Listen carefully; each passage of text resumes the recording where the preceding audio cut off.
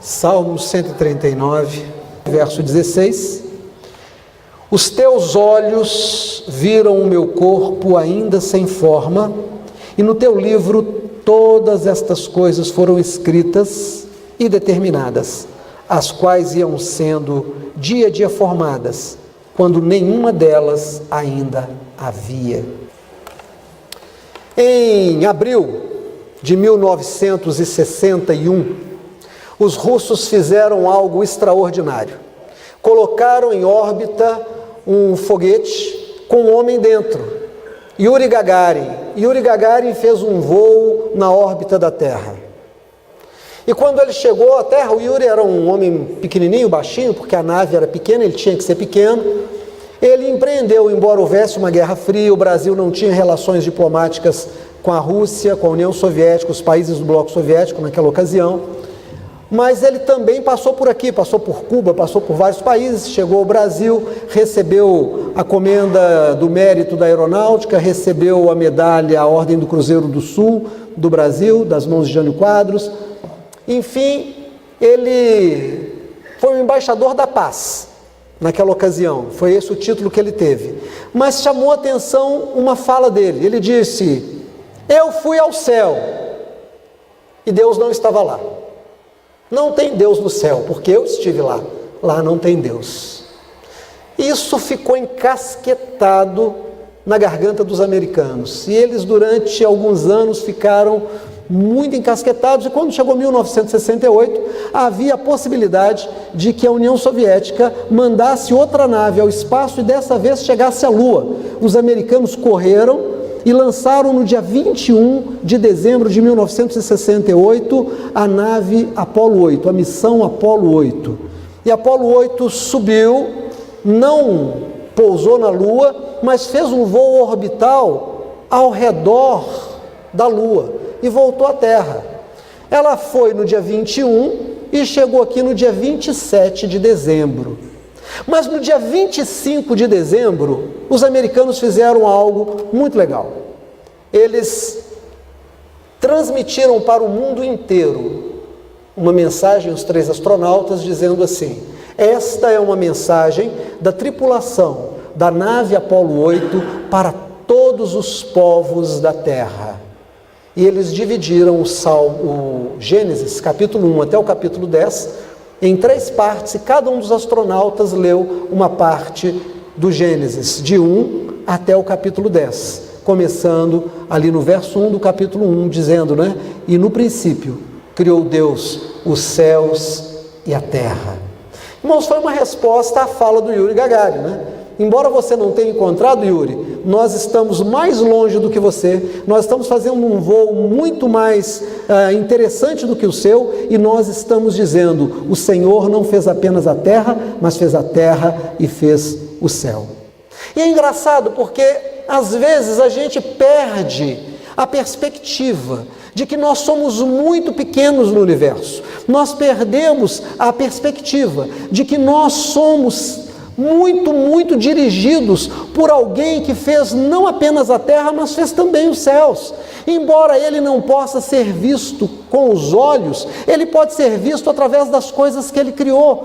Eu posso conhecê-lo através de cada obra dele. Não é à toa que o salmista vai dizer: quando eu olho para o céu e para as estrelas e para a lua que tu fizestes, eu te conheço. E aí a gente começa a pensar que muitas vezes nós acreditamos que nós estamos soltos na terra, que o nosso destino não é interessante para Deus, ou que Deus não exista, como Yuri Gagarin pensou. Que as coisas que nos acontecem porque nós somos azarados, acontecem porque nós não temos sorte, acontecem porque nós não nos preparamos, acontecem porque Deus que não existe não cuida da gente porque não existe, e a gente começa a ficar amargurado. Mas veja o que esse salmo diz. O salmo diz para nós de uma forma muito clara: no teu livro todos os meus dias foram escritos e determinados, quando nenhum deles ainda havia. Quando eu ainda não existia, os meus dias foram escritos, e não apenas escritos, mas determinados. Você já ouviu alguma música no YouTube? Já colocou um vídeo no YouTube? Se você tem esse hábito, você vai perceber que aqueles vídeos que são mais assistidos, o YouTube coloca naquela barra de rolagem alguns pontos amarelos, que você vai ouvindo a música, vai vendo o vídeo e de repente entra uma propaganda, né? Olha o 99, táxi, não sei o que, você toma um susto e diz, aqueles pontos são pontos para parar um vídeo normal, uma música normal e pôr propaganda. O que o salmista está dizendo é que a vida de cada um de nós, ela tem uma linha com pontos em que coisas vão acontecer na nossa vida, que Deus estabeleceu, onde cada acerto nosso e cada erro nosso, na verdade não são nem acerto e nem erro, mas são coisas que Deus planejou para que nós possamos ser aperfeiçoados. Irmãos, nós não somos aperfeiçoados apenas nas coisas que nós gostamos.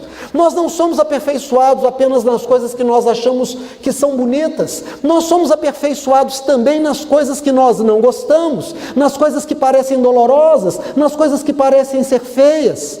Quando o Yuri Gagarin foi lá e disse, eu não encontrei Deus no céu, não significa que Deus não estava lá, não significa que não tenha sido Deus que criou, apenas que você não viu, Yuri. Mas os outros tripulantes da outra nave disseram assim, o Senhor criou os céus, porque nós estamos aqui, e a gente está vendo que tem um Deus que criou isso tudo. A nossa vida não está solta, porque se Ele criou a terra, criou a lua, criou todas as estrelas, criou a nossa galáxia, criou todas as outras galáxias, então a minha vida não passou despercebida. Cada ponto da minha vida tem uma lição para mim. O salmista vai dizer para nós assim, no teu livro, os meus dias foram escritos e determinados quando eles ainda não haviam. Peraí, salmista, você está dizendo para mim que antes que eu nascesse, eu já existia. É isso mesmo que ele está dizendo. Antes que eu nascesse na terra, eu já existia em Deus. Porque Ele determinou os meus dias. Como é que Ele poderia determinar os meus dias se eu já não existisse nele? Se eu já não existisse nele na intenção, se eu já não existisse nele no desejo, se eu não existisse nele no seu planejamento. Como é que Ele poderia planejar se eu ainda não existisse no seu coração? Então eu já estava em Deus, esperando que se cumprisse o que está escrito em Atos capítulo 17, que Deus determinou os tempos para que nós entrássemos na história. Estávamos lá, aguardando o momento em que Deus nos colocaria nesse plano, que Deus nos colocaria nessa terra, que Deus nos colocaria nessa dimensão. Não chegamos aqui atrasados. Chegamos na hora que tínhamos que chegar. Não chegamos aqui por acaso. Chegamos aqui com um propósito. No teu livro os meus dias foram escritos e determinados. Houve uma ação inteligente de Deus, pensando a minha vida e pensando a sua vida. Nada na nossa vida é por acaso, nada na nossa vida é deixado de lado, nada na nossa vida é um descuido, mas cada coisa tem um propósito de Deus. Que coisa tremenda, irmãos. O Deus que diz para a onda do mar, você não vai passar daqui, ou que diz, você vai ultrapassar esse ponto. O Deus que cuida do sol que não falha, que aquece a terra todos os dias. O Deus que não deixa faltar aos pássaros. Ele se importa comigo e Ele se importa com você. Só que às vezes a gente se reveste de Yuri Gagarin. E aí a gente olha e diz assim, do meio do meu problema, eu não consigo ver Deus. Do meio da tragédia que se abateu sobre mim, eu não reconheço Deus. Do meio disso que está me acontecendo que eu não gosto, eu não posso ouvir a voz de Deus. Mas se você se afastar um pouquinho mais, descer da posição que você tem se dado como Deus na sua própria vida, achando que você tem a força do seu braço e a força da sua inteligência para abrir os seus caminhos, e você apenas olhar para tudo que está ao seu redor e disser, mas é tão perfeito esse universo, que só uma mente muito perfeita o poderia ter feito. Então, a minha vida está onde deveria estar, para que eu aprenda alguma coisa. E aí nesse momento eu me viro para Deus e eu começo a dizer, Deus, o que é que eu tenho que aprender com o Senhor? Por que eu estou passando tudo o que eu estou passando? Aí Deus vai te falar, como Paulo ouviu de Deus quando perguntou, por que o Senhor me deixa sofrer com um espinho na carne? E Paulo ouviu de Deus, porque você é soberbo, para que eu possa tirar de você a sua soberba, então você vai carregar essa enfermidade. Engraçado, não é, irmãos? Engraçado. Por que a gente bate o carro? Por que o carro da gente é roubado? Por que a gente fica doente? Por que de repente alguém resolve nos perseguir? Por que de repente a gente começa a passar por situações em que parece que a gente está sendo descascado, parece que a gente está sendo lixado? Porque nesse momento o eu verdadeiro se manifesta. O eu verdadeiro se manifesta de algumas formas, uma delas, a autolamentação. Eu começo a achar que eu sou um coitado, eu começo a reclamar. Qualquer um que chega perto de mim só ouve de mim lamento. Ah, eu sou injustiçado, ah, como eu sofro, ah, eu não dou sorte. E aí eu começo a perceber como eu sou alguém que se alimenta da tragédia, como que eu gosto da tragédia, como que eu gosto de reclamar. Tem gente que gosta tanto de reclamar, que se você chegar para ele e falar, fiz um exame, estou com úlcera, ele diz assim, ah, eu também tenho, a sua já estourou? Porque a minha já. Ele começa a concorrer com você em doença. Tem gente que gosta tanto de doença, que fica hipocondríaco, ele gosta de ir no médico, e se o médico disser, não, mas a senhora está boa, a senhora não tem nada, ela sai de lá dizendo, esse médico é ruim. Eu quero outro. Ela tem que ir no médico que diga, a senhora está realmente com a pressão alta, olha, a senhora está pré-diabética, a senhora está para ter um câncer, para ter um... Aí ela sai de lá. E aí quando Deus começa a descascar você, diz assim, acorda, você não tem problema não. Eu estou te deixando passar pela dificuldade, você está com mania de doença, eu vou botar um câncer de verdade em você. Você está com mania de doença? Eu vou deixar a doença entrar na sua casa para você saber que doença tem propósito. Sabe, às vezes a gente fica sem dinheiro, fica sem emprego, a gente bate carro, o carro é roubado, às vezes a casa da gente pega fogo, essas coisas acontecem. Às vezes é assim.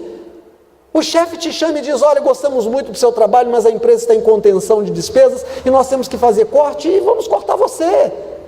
Você diz, e agora?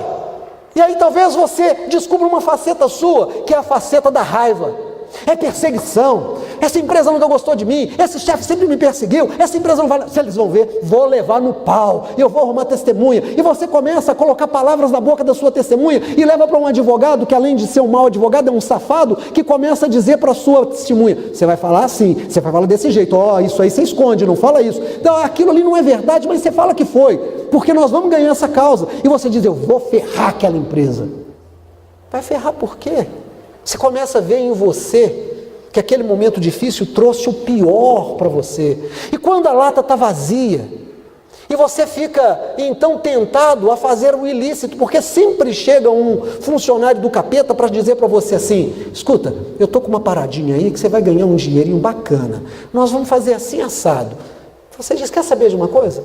A lata está vazia, as contas estão lá, a CEMIG foi cortar minha luz, minha água já está cortada mesmo, já estou usando a do meu pai, a luz já vem do vizinho, eu vou fazer. E você começa a descobrir em você que a sua ética e a sua moral se relativizam conforme o seu sofrimento.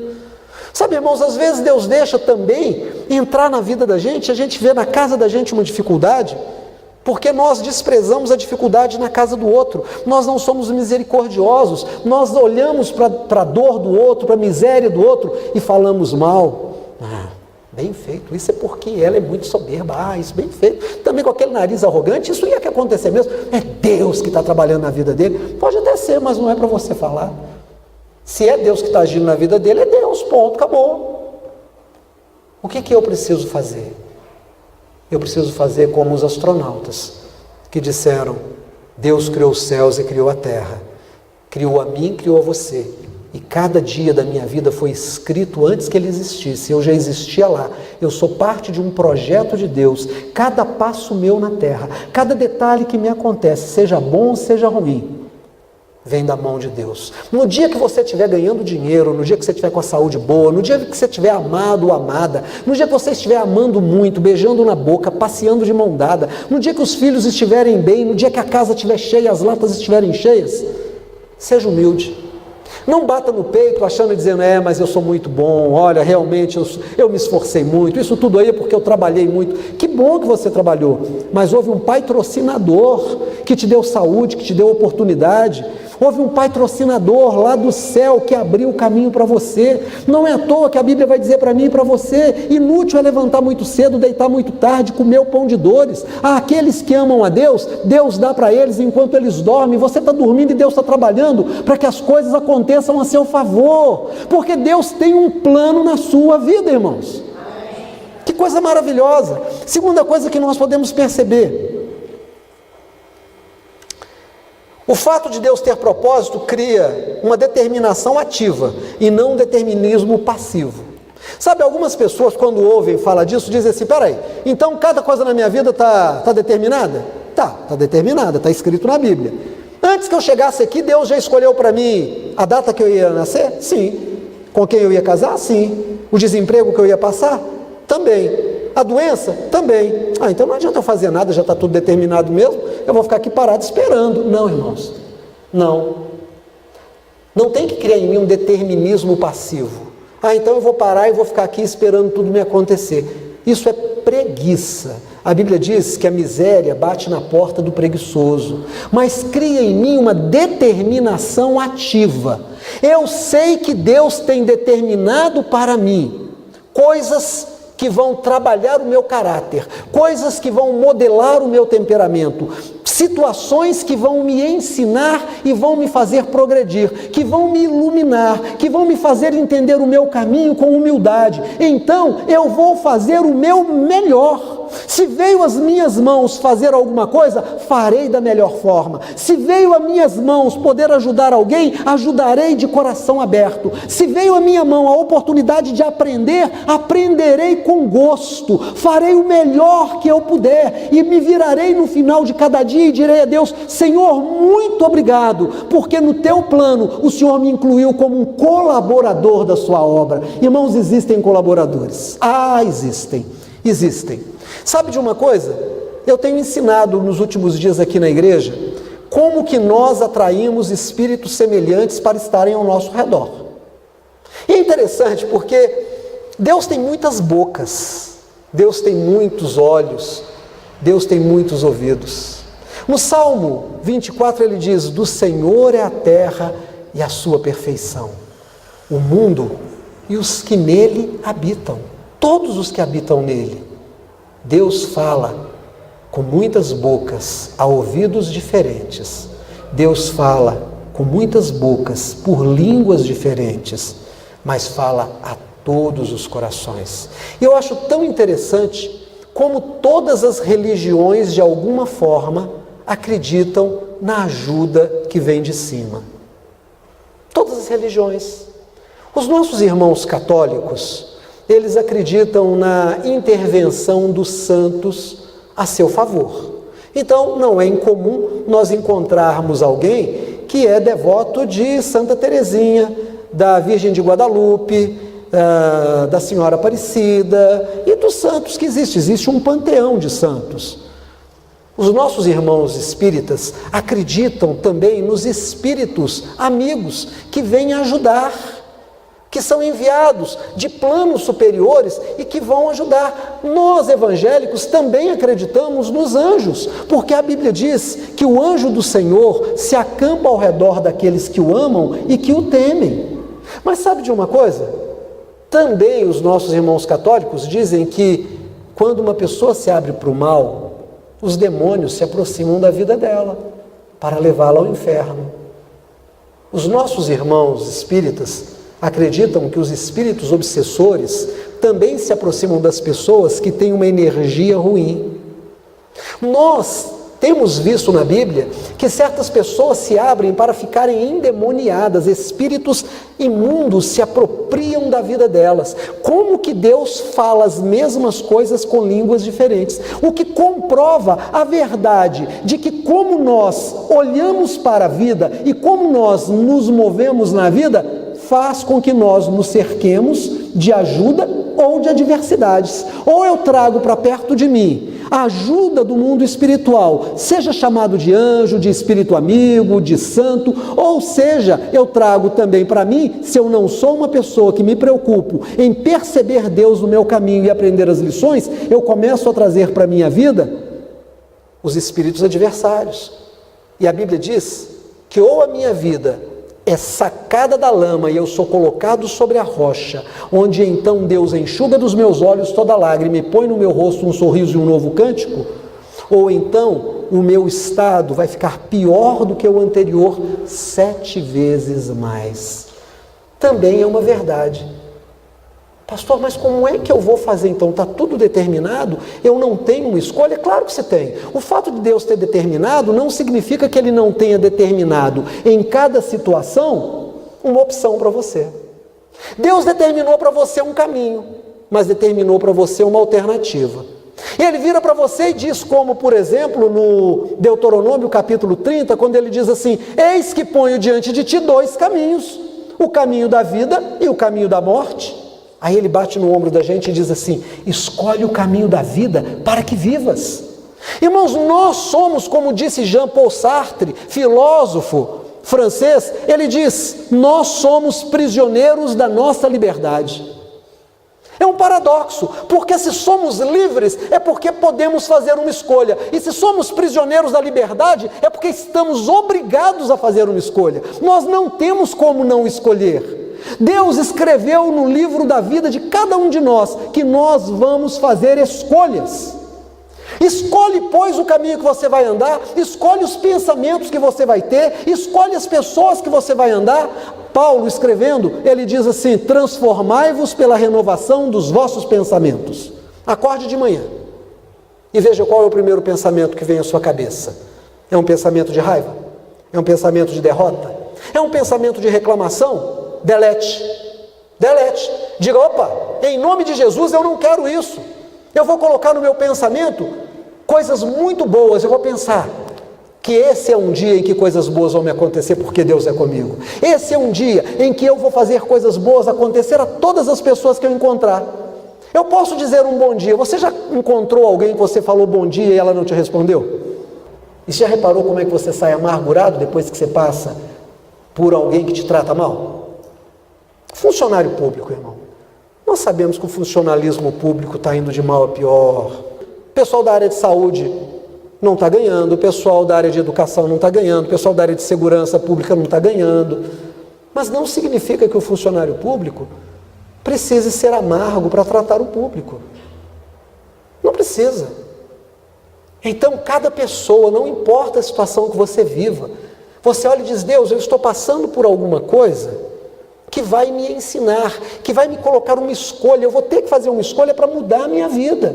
E nessa mudança eu vou descobrir que o Senhor é comigo.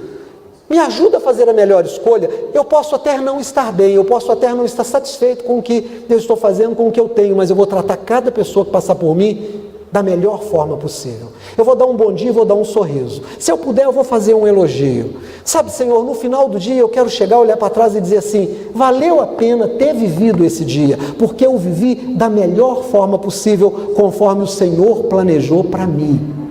Irmãos, que coisa maravilhosa. Outra coisa que esse texto que fala que no seu livro os meus dias foram escritos e determinados me faz pensar é que, se existe propósito, eu preciso descobrir qual é o propósito de Deus. Por que eu estou aqui? Por que eu acordei hoje? Por que eu tenho vivido tudo que eu tenho vivido? E aí, eu olhei algumas passagens da Bíblia. Efésios capítulo 4, verso 13 diz: o propósito de Deus é que nós vivamos essas experiências até que cheguemos à unidade da fé. Nem todos têm o mesmo nível de iluminação. Nem todos têm o mesmo conteúdo de experiências com Deus e o mesmo nível de conhecimento de Deus. Nós precisamos facilitar para que todos conheçam a Deus. Nós precisamos permitir que todos conheçam a Deus. E sabe, às vezes aquela pessoa que te magoou, aquela pessoa que te deu prejuízo, aquela pessoa que falou mal de você e que te feriu a alma, aquela pessoa que te deu um prejuízo, ela apenas é uma pessoa que não está ainda no mesmo nível de conhecimento de Deus que você está. Se você tem um conhecimento de Deus maior do que o dele, o que você vai dar para ele? Você vai dar para ele o troco? Comigo é assim: bateu, levou. É assim? Não, não é assim.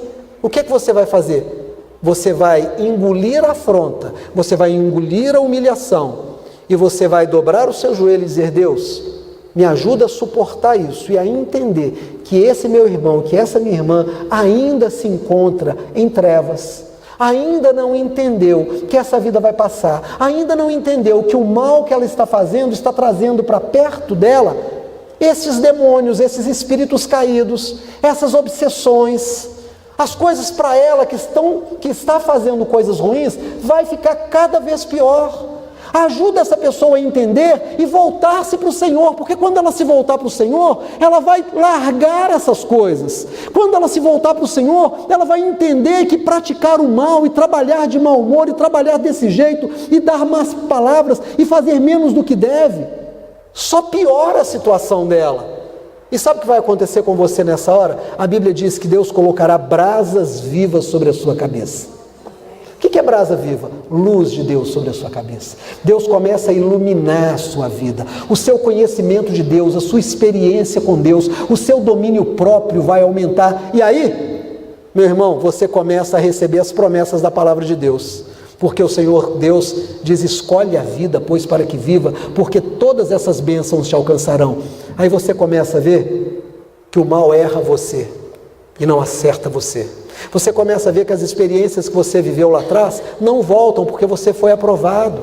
Você começa a ver que você se torna muito mais resiliente. Você começa a ver que a sua fé aumenta, que a sua confiança em Deus aumenta. Você começa a ver que as coisas começam a dar certo na sua vida. E você vai ficando cada vez melhor. E Deus vai cada vez te honrando mais, porque você vai cada vez mais honrando a Deus. Outra coisa que a Bíblia diz que é propósito de Deus: crescei no conhecimento e na graça de Deus. Olha aqui para mim em nome de Jesus.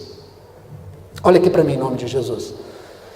Deus deu uma coisa, uma única coisa a todas as pessoas de forma igual. Deus não deu a mesma iluminação a todos. Deus não deu as mesmas experiências a todos. Mas Deus deu uma coisa igualmente para todas as pessoas. Sabe o que é? O hoje. O tempo chamado hoje, para mim, é o mesmo que Deus deu para a Lília, é o mesmo que Deus deu para Eduardo, é o mesmo que Deus deu para o Tiago, para cada um de nós. O hoje foi o mesmo. Vê de hoje que escolha você vai fazer, porque nós temos que crescer no conhecimento de Deus. Eu levanto e digo: opa, hoje é um dia de eu ter experiências com Deus. Deus, eu quero te conhecer. Eu tenho a Bíblia para eu ler. Eu tenho o meu momento de oração para entrar em comunhão com Deus e o Espírito de Deus vir sobre mim e me abençoar. Eu tenho os anjos de Deus que estão do meu lado e que começam a dirigir a minha vida. Eu tenho a oportunidade de passar por pessoas que me tratam bem e pessoas que me tratam mal, para que eu também tenha experiências com a prática da palavra de Deus.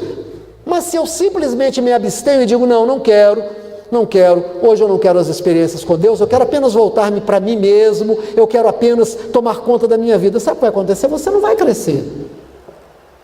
Qual é o nome que se dá a um jovem de 40 anos que ainda tem a cabeça de 4? Retardado. O desenvolvimento foi retardado, ficou parado no tempo. Se você não se desenvolver, você fica um retardado espiritual. Tem gente que é retardado espiritual. Eu sou crente há 30 anos, mas continua brigando, mas continua dando prejuízo para os outros. Não adianta você fazer parte da Sociedade São Vicente Paulo, não adianta você fazer parte do grupo de oração do terço, você ser das filhas de Maria, se você ainda fala mal, faz fofoca, se você prejudica a imagem do outro. Não adianta você ser espírita, fazer parte de grupos que ajudam os outros, receber iluminação, ler livro, se você também faz mal ao seu próximo. Eu tenho que entender que hoje é o dia que eu tenho que crescer no conhecimento de Deus. Cada dia Deus me dá a oportunidade de me desenvolver. Hoje eu preciso ser mais desenvolvido no conhecimento de Deus do que eu estava ontem. Não é à toa que o escritor de Hebreus diz assim: atendendo o tempo passado, vocês já deviam ser mestres. Quantos anos você tem caminhando com Deus? Caminho com Deus desde que eu era pequeno. Que bom. Que experiência você tem com Deus? Nenhuma. Então você é um retardado, não sabe nada. E quando eu falo isso, não é para magoar ninguém, mas é para evidenciar uma verdade. Igreja é um lugar onde a gente tem experiência com Deus. Senhor, eu estou indo na igreja, eu quero ter uma experiência contigo, eu quero crescer. O que adianta passar 30 anos numa igreja e não aprender nada de Deus, irmãos? Você ocupou o tempo de Deus, você jogou fora as oportunidades. A Bíblia diz que um dos propósitos de Deus é que nós cresçamos na graça e no conhecimento dele. Outro propósito que eu encontrei, a Bíblia diz assim: tenho outras ovelhas que não são desse rebanho, me convém buscá-las também, e haverá um só rebanho e um só pastor. João capítulo 10.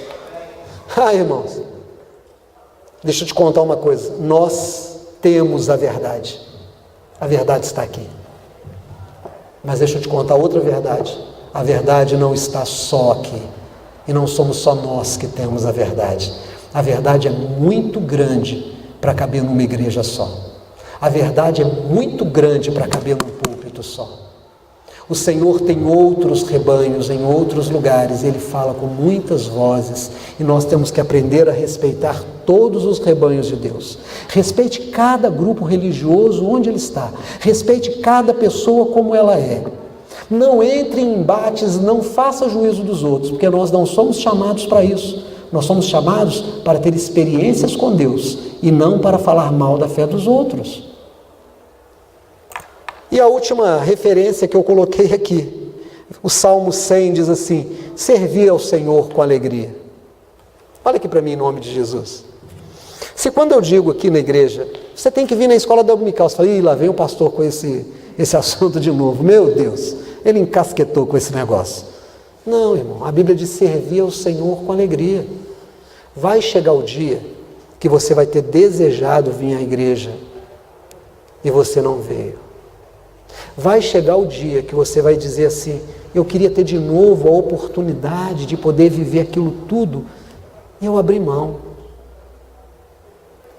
Por quê que a gente está perdendo a oportunidade de deixar as coisas de Deus acontecerem na vida da gente? É muito melhor caminhar com Deus do que longe de Deus. Amém? Fique de pé em nome do Senhor Jesus.